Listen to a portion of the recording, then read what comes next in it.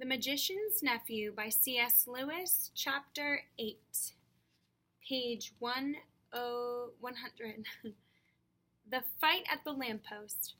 "Ho, Empress, are you? We'll see about that," said a voice. Then another said, "3 cheers for the Empress of Colony H," and quite a number joined in. A flush of color came into the witch's face, and she bowed ever so slightly, but the cheers died away into roars of laughter. And she saw that they had only been making fun of her. A change came over her expression, and she changed the knife to her left hand. Then, without warning, she did a thing that was dreadful to see. Lightly, easily, as if it were the most ordinary thing in the world, she stretched up her right arm and wrenched off one of the crossbars of the lamppost. If she had lost some magical powers in our world, she had not lost her strength. She could break an iron bar as if it were a stick of barley sugar. She tossed her new weapon up in the air, caught it again, brandished it, and urged the horse forward. Page 101. "Now's my chance," thought Diggory. He darted between the horse and the railings and began going forward. If only the brute would stay still for a moment, he might catch the witch's heel. As he rushed, he heard a sickening crash and a thud. The witch had brought the bar down on the chief policeman's helmet. The man fell like a ninepin. "Quick, Diggory, this must be stopped," said a voice beside him. It was Polly, who had rushed down the moment she was allowed out of bed. "You are a brick," said Diggory. "Hold on to me tight. You'll have to manage the ring, yellow, remember, and don't put it on till I shout." There was a second crash, and another policeman crumpled up. There came an angry roar from the crowd. "Pull her down! Get a few pavestones! Call out the military!" But most of them were getting as far away as they could. The cabby, however, obviously the bravest as well as the kindest person present, was keeping close to the horse, dodging this way and that to avoid the bar, but still trying to catch Strawberry's head. The crowd booed and bellowed again. A stone whistled over Diggory's head. Then came the voice of the witch, clear like a great bell and sounding as if for once she were almost happy.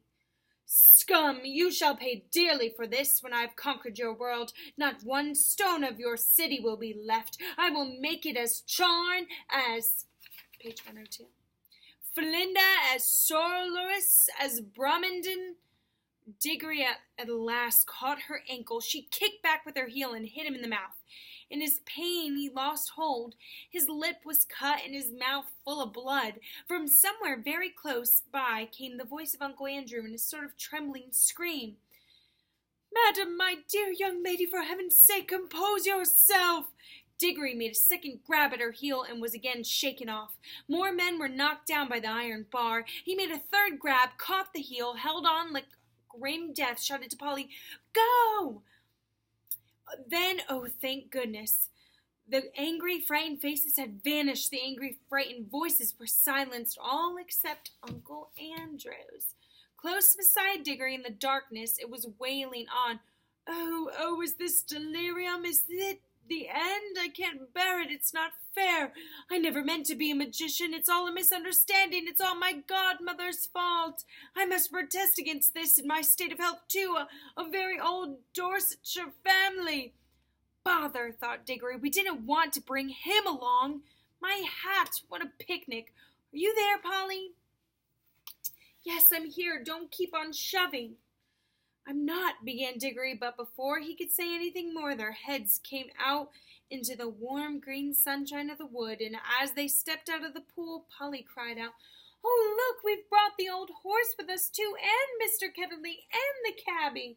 This is a pretty kettle of fish." As soon as the witch saw that she was once more in the wood, she turned pale and bent down till her face touched the mane of the horse. You could see she felt deadly sick. Uncle Andrew was shivering, but Strawberry the horse shook its head, gave a cheerful whinny, and seemed to feel better. He became quiet for the first time since Diggory had seen him. His ears, which had been laid flat back on his skull, came into their proper position, and the fire went out of his eyes. "That's right, old boy," said the cabby, slapping Strawberry's neck. "That's better. Take it easy." Strawberry did the most natural thing in the world, being very thirsty, and no wonder. He walked slowly across to the nearest pool and stepped into it to have a drink. Diggory was still holding the witch's heel, and Polly was holding Diggory's hand.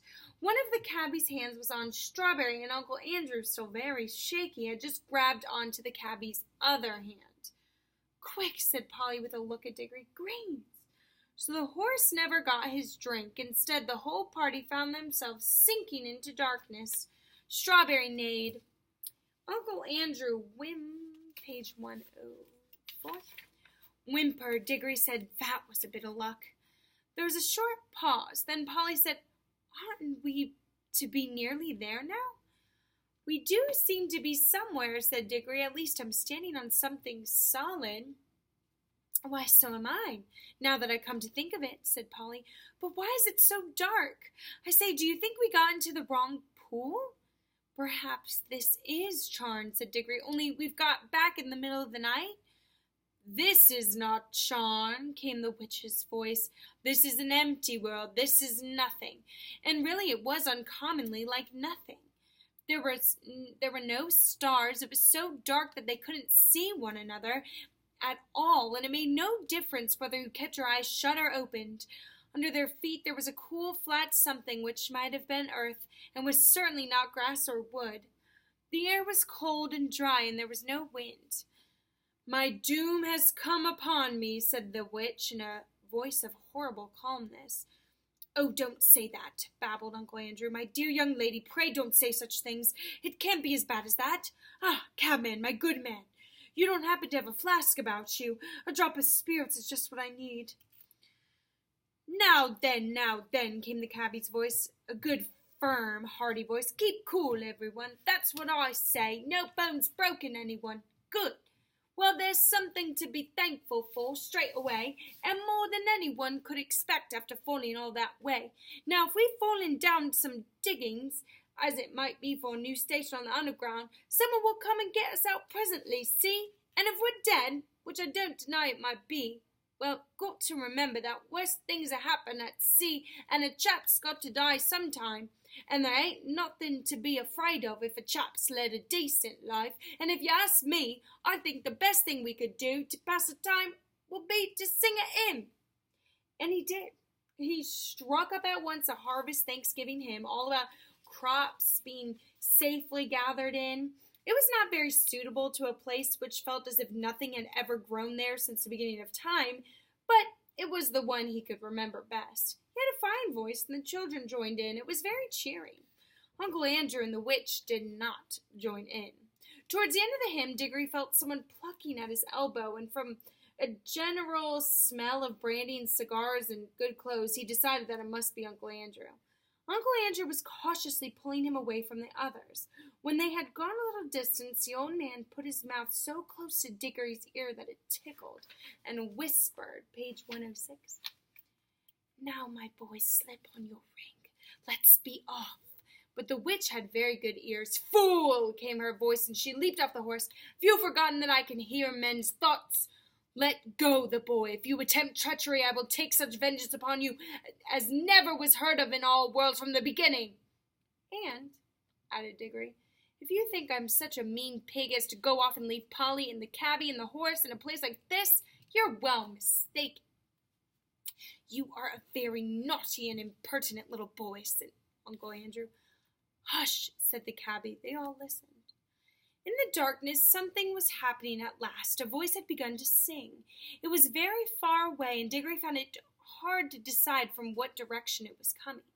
Sometimes it seemed to come from all directions at once. Sometimes he almost thought it was coming out of the earth beneath them. Its lower notes were deep enough to be the voice of the earth herself. There were no words. There was hardly even a tune, but it was beyond comparison the most beautiful noise he had ever heard. It was so beautiful he could hardly bear it. The horse seemed to like it too. He gave the sort of whinny a horse would give if, after years of being a cab horse, it found itself back in the old field where it had played as a fowl, and saw, top of page 107, saw someone whom it remembered and loved coming across the field to bring in a lump of sugar. "God," said the cabby, "ain't it lovely?" Then two wonders happened at the same moment. One was that the voice was suddenly joined by other voices, more voices than you could possibly count. They were in harmony with it, but far higher up the scale, cold, tingling, silvery voices. The second wonder was that the blackness overhead all at once was blazing with stars. They didn't come out gently one by one as they do on summer evening. One moment there had been nothing but darkness. Next moment 1,000 points of light leaped out. Single stars, constellations, and planets brighter and bigger than any in our world. There were no clouds. The new stars and the new voices began at exactly the same time. If you had seen and heard it as Diggory did, you would have felt quite certain that it was the stars themselves which were singing, and that it was the first voice, the deep one, which had made them appear and made them sing. "Glory be," said the cabby. "I'd have been a better man all my life if I'd known there were things like this." The voice on the earth was now louder and more triumphant, but the voices in the sky, after singing loudly with it for a time, began to get fainter, and now something else was happening. Page 108.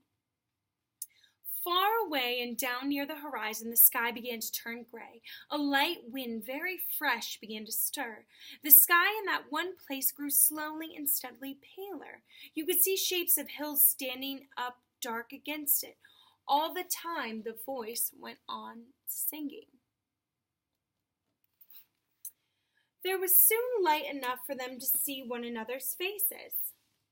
The cabby, the two children, had open mouths and shining eyes. They were drinking in the sound, and they looked as if it reminded them of something.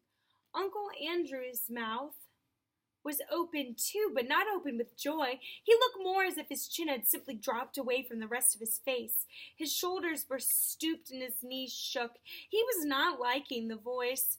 If he could have got away from it by creeping into a rat's hole, he would have done so. But the witch looked as if, in a way, she understood the music.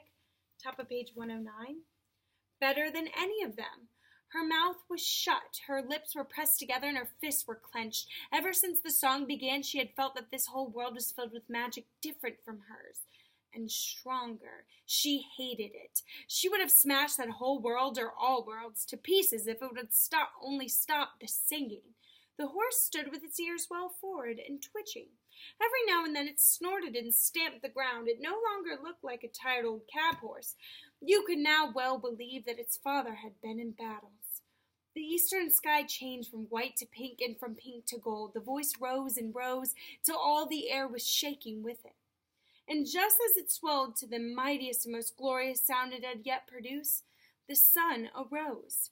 Diggory had never seen such a sun. The sun above the ruins of Charn had looked older than ours. This looked younger. You could imagine that it laughed for joy as it came up, and as its beams shot across the land, the travelers could see for the first time what sort of place they were in. It was a valley through which a broad, swift river wound its way, flowing eastward towards the sun. Southward there were mountains, northward there were lower hills, but it was a valley of mere earth, rock and water. There was not a tree, not a bush, not a blade of grass to be seen. The earth was of many, top of page 110, colors. They were fresh, hot, and vivid. They made you feel excited until you saw the singer himself, and then you forgot everything else. It was a lion, huge, shaggy, and bright. It stood facing the risen sun. Its mouth was wide open in song, and it was about 300 yards away. "This is a terrible world," said the witch. "We must fly at once. Prepare the magic." "I quite agree with you, madam," said Uncle Andrew. "A most disagreeable place, completely uncivilized. If only I were a younger man and had a gun." "Gone?" said the cabby. "You don't think you could shoot him, do you?" "And who would?" said Polly. "Prepare the magic, old fool," said Jadis. "Certainly, madam," said Uncle Andrew cunningly. "I must have both the children touching me. Put on your homeward ring at once, Diggory." He wanted to get away without the witch. "Oh, it's rings, is it?" cried Jadis. She would have had her hands in Diggory's pocket before you could say knife, but Diggory grabbed Polly and shouted out, Take care. If either of you come half an inch nearer, we two will vanish and you'll be left here for good. Yes, I have a ring in my pocket that will take Polly and me home, and look, my hand is just ready, so keep your distance.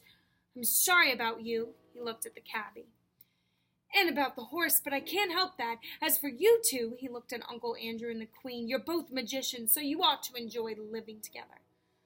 Hold your noise, everyone, said the cabby. I want to listen to the music. For the song had now changed. End of the chapter. Turning to page 112, chapter 9, The Founding of Narnia. The lion was pacing to and fro about that empty land and singing his new song. It was softer and more lilting than the song by which he had called up the stars and the sun. A gentle rippling music, and as he walked and sang, the valley grew green with grass. It spread out from the lion like a pool. It ran up the sides of the little hills like a wave. In a few minutes it was creeping up the lower slopes of the distant mountains, making that young world every moment softer. The light wind could now be heard ruffling the grass. Soon there were other things besides grass. The higher slopes grew dark with heather. Patches of rougher and more bristling green appeared in the valley. Diggory did not know what they were until one began coming up quite close to him. It was a little spiky thing that grew out of dozens of arms and covered these arms with green and grew larger at the rate of about an inch every 2 seconds. Top of page 113. There were dozens of these things all round him now. When they were nearly as tall as himself, he said what they were. Trees, he exclaimed. The nuisance of it, as Polly said afterward, was that you weren't left in peace to watch it all. Just as Diggory said trees, he had to jump because Uncle Andrew had sidled up to him again and was just going to pick his pocket. It wouldn't have done Uncle Andrew much good if he had succeeded, for he was aiming at the right-hand pocket because he still thought the green rings were homeward rings. But of course Diggory didn't want to lose either. Stop, cried the witch. Stand back. No further back. If anyone goes within 10 paces of either of the children, I will knock out his brains. She was poising in her hand the iron bar that she had torn off the lamp-post, ready to throw it. Somehow no one doubted that she would be a very good shot. So, she said, you would steal back to your own world with the boy and leave me here? Uncle Andrew's temper at last got the better of his fears. Yes, ma'am, I would, he said. Most undoubtedly I would. I should be perfectly in my rights. I have been most shamefully, most abominably treated. I have done my best to show you such abilities as were in my power, and what has, page 114, been my reward? You have robbed, I must repeat the word robbed, a highly respectable jeweler. You have insisted on my entertaining you to exceedingly expensive, not to stay ostentatious lunch, though I was obliged to pawn my watch and chain in order to do so. And let me tell you, ma'am, that none of our family have been in the habit of frequenting pawn shops except my cousin Edward, and he was in the yeomanry. During that indigestible meal, I'm feeling the worse for it at this very moment. Your behavior and conversation attracted the unfavorable attention of everyone present. I feel I've been publicly disgraced. I shall never be able to show my face in that restaurant again. You have assaulted the police. You have stolen. Oh, stow it, governor, do stow it, said the cabby. Watching and listening's the thing at present, not talking. There was certainly plenty to watch and to listen to. The tree which Diggory had noticed was now a full-grown beech, whose branches swayed gently above his head. They stood on cool green grass sprinkled with daisies and buttercups.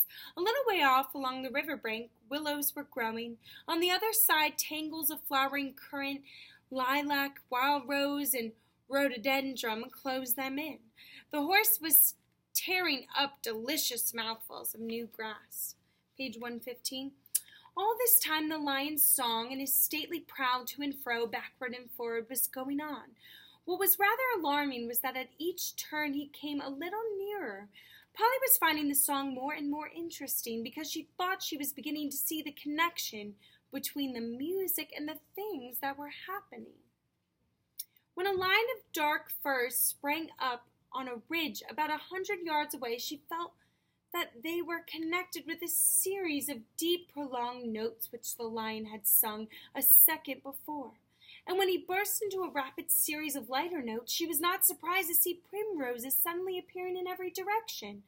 Thus, with an unspeakable thrill, she felt quite certain that all the things were coming, as she said, out of the lion's head.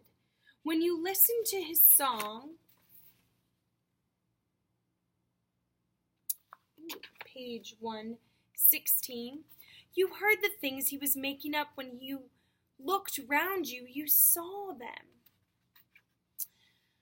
This was so exciting that she had no time to be afraid, but Diggory and the cabby could not help feeling a bit nervous as each turn of the lion's walk brought him nearer. As for Uncle Andrew, his teeth were chattering, but his knees were shaking so that he could not run away. Suddenly, the witch stepped boldly out toward the lion. It was coming on, always singing, with a slow, heavy pace.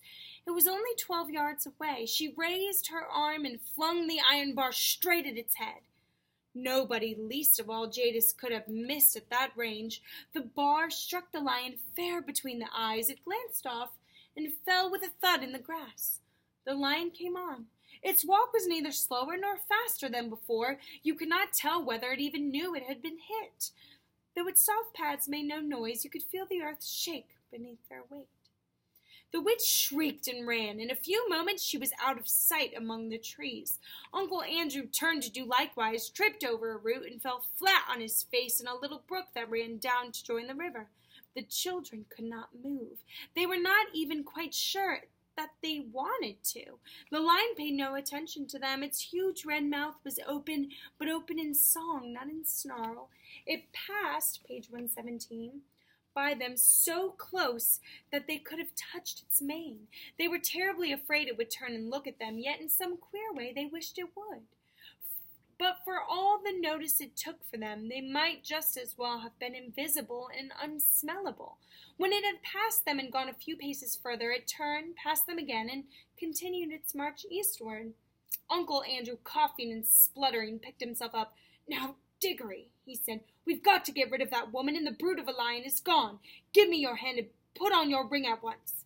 "Keep off," said Diggory, backing away from him. "Keep clear of him, Polly. Come over here beside me. Now I warn you, Uncle Andrew, don't come one step nearer. We'll just vanish." "Do what you're told this minute, sir," said Uncle Andrew. "You're an extremely disobedient, ill-behaved little boy." "No fear," said Diggory. "We want to stay and see what happens. I thought you wanted to know about other worlds. Don't you like it now that you're here?" "Like it!" exclaimed Uncle Andrew. "Just look at the state I'm in, and it was my best coat and waistcoat, too. He certainly was a dreadful sight by now, for, of course, the more dressed up you were to begin with, the worse you look after. Page 118, you've crawled out of a smashed hansom cab and fallen into a muddy brook. I'm not saying," he added, "that this is not a most interesting place. If I were a younger man now, perhaps I could get some lively young fellow to come here first. One of those big game hunters. Something might be made of this country. The climate is delightful. I never felt such air. I believe it would have done me good if circumstances had been more favorable. If only we'd have a gun."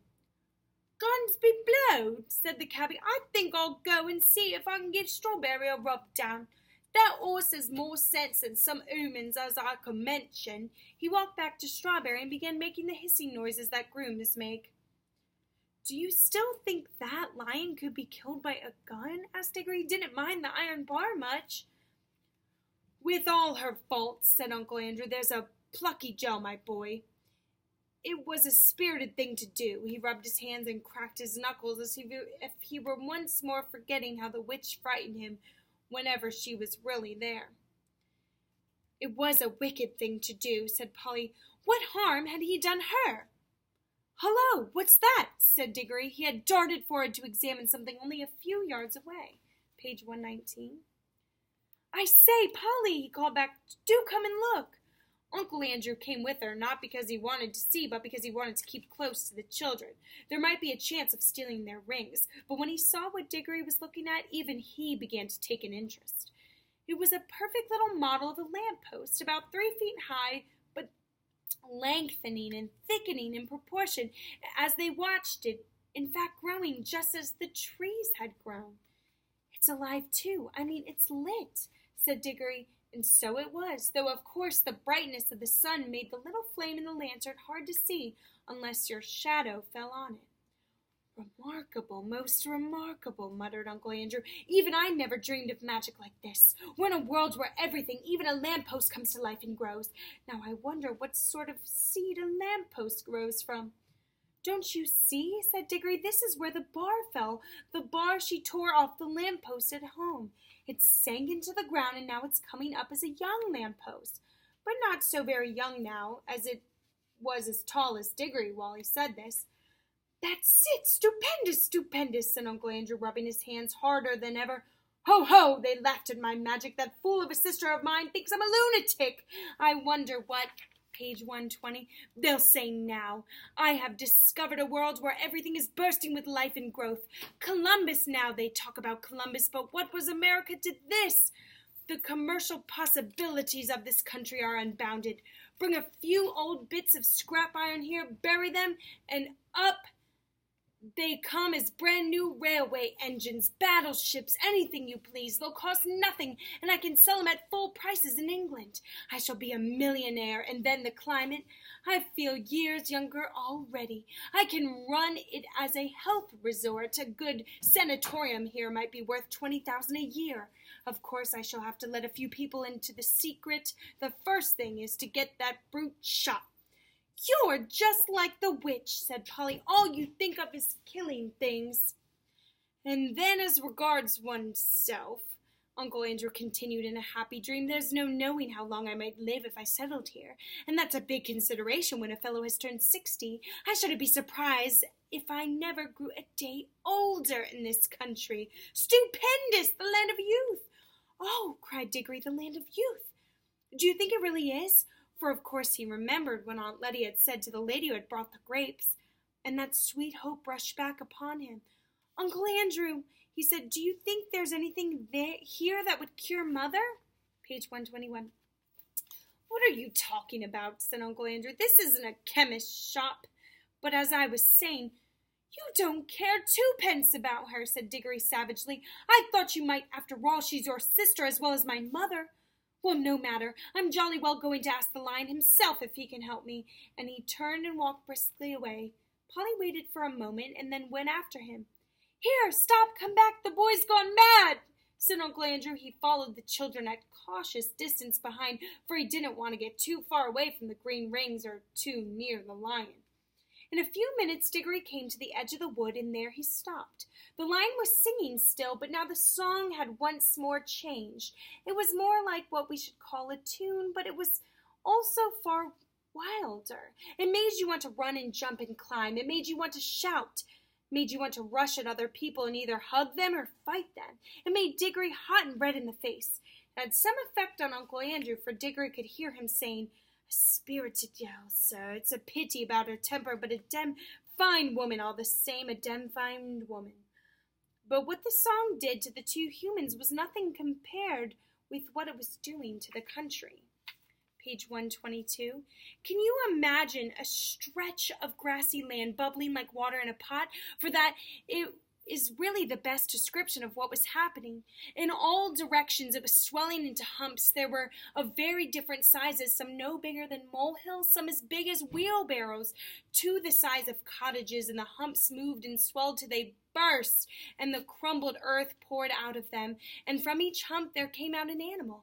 The moles came out just as you might see a mole come out in England. The dogs came out barking the moment their heads were free and struggling, as you've seen them do when they are getting through a narrow hole in a hedge. The stags were the queerest to watch, for of course the antlers came up a long time before the rest of them, so at first Diggory thought they were near trees. The frogs, who all came up near the river, went straight into it with a plop, plop, and a loud croaking. The panthers, leopards, and things of that sort sat down at once to wash the loose earth off their hindquarters, and then stood up against the trees to sharpen their front claws. Showers of birds came out of the trees, Butterflies fluttered, bees got to work on the flowers as if they hadn't a second to lose. But the greatest moment of all was when the biggest hump broke like a small earthquake, and out came the sloping back and the large, wise head and the 4 baggy, trousered legs of an elephant. And now you could hardly hear the song of the lion. There was so much cawing, cooing, crowing, braying, neighing, baying, barking, lowing, bleating, and trumpeting. Page 124. But though Diggory could no longer hear the lion, he could see it. It was so big and so bright that he could not take his eyes off of it. The other animals did not appear to be afraid of it. Indeed, at that very moment, Diggory heard the sound of hooves from behind. A second later, the old cab horse trotted past him and joined the other beasts. The air had apparently suited him as well as it had suited Uncle Andrew. He no longer looked like the poor old slave he had been in London. He was picking up his feet and holding his head erect. And now, for the first time, the lion was quite silent. He was going to and fro among the animals, and every now and then he would go up to 2 of them, always 2 at a time, and touch their noses with his. He would touch 2 beavers among all the beavers, 2 leopards among all the leopards, 1 stag and 1 deer among all the deer, and leave the rest. Some sorts of animals he passed over altogether, but the pairs which he had touched instantly left their own kind and followed him. At last he stood still, and all the creatures whom he had touched came and stood in a wide circle around him. The others whom he had not touched began to wander away. Their noses faded gradually into the distance. The chosen beasts who remained were now utterly silent, all with their eyes fixed intently upon the lion. The cat-like ones gave an occasional twitch of the tail, but otherwise all were still. For the first time that day there was complete silence, except for the noise of running water. Diggory's heart beat wildly. He knew something very solemn was going to be done. He had not forgotten about his mother, but he knew jolly well that even for her he couldn't interrupt a thing like this. We're on page 125. The lion, whose eyes never blinked, stared at the animals as hard as if he were going to burn them up with his mere stare, and gradually a change came over them. The smaller ones, the rabbits, moles, and such like, grew a good deal larger. The very big ones, you notice it most with the elephants, grew a little smaller. Many animals sat up on their hind legs. Most put their heads on one side as if they were trying very hard to understand. The lion opened his mouth, but no sound came from it. He was breathing out a long, warm breath. It seemed to sway all the beasts as, page 126, the wind sways a line of trees. Far overhead from beyond the veil of blue sky which hid them, the stars sang again a pure, cold, difficult music. Then there came a swift flash like fire, but it burnt nobody, either from the sky or from the lion itself, and every drop of blood tingled in the children's bodies. And the deepest, wildest voice they had ever heard was saying, "Narnia, Narnia, Narnia, awake, love, think, speak, be walking trees, be talking beasts, be divine waters." Is the end of the chapter. Here is the picture from 125. All the animals. All right. End of chapter 9.